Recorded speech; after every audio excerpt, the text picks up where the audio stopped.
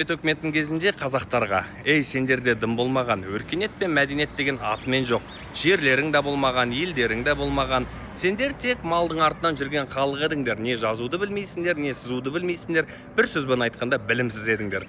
Соның барлығынан сендерді шығарып алып, мына жерлеріңді де, өркениет пен мәдениеттеріңді де, тілдеріңді де берген біз деген пропаганданы бойымызға әбден сіңірді. Ағайын, біз оны ол кезде жұттық. Неге? Себебі бізде қайта айтатын антипропаганда болған жоқ. Өзінің шындығын айтып шыққан қазақтың зиялыларын атты, қамады, бір сөзбен айтқанда көздерін жойды. Соның нақты бір дәлелі 1975 жылы Олжас Сүлейменовтің Азия кітабы. Кітап шықты, бірақ оны ары қарай жарыққа шығармай қойды. Себебі ол жерде тек қана қазақтың емес, бүкіл түркінің тарихы бар еді.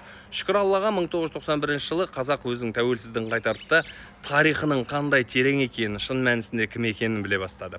Қазіргі таңда біздің еліміздің президенті Қасым-Жомарт Кемелұлы Тоқаев Алтын Орданы алға сүйреп жүр. Біз Алтын Орданың тікелей мұрагеріміз, жошы ұлысы біз қазақпыз деп жүр.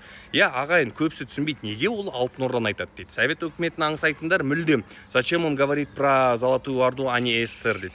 Құрметті қазақ елі, әр адамның өзінің миссиясы бар. Президенттің миссиясы өзінің халқын арбаудан, алдаудан және жаттың идеологиясынан алып шығу. Ал Алтын Орда кезеңінде солардың мақтанып жүрген дүниесінің барлығы болды. Сөздің астарын түсінейік ағайын.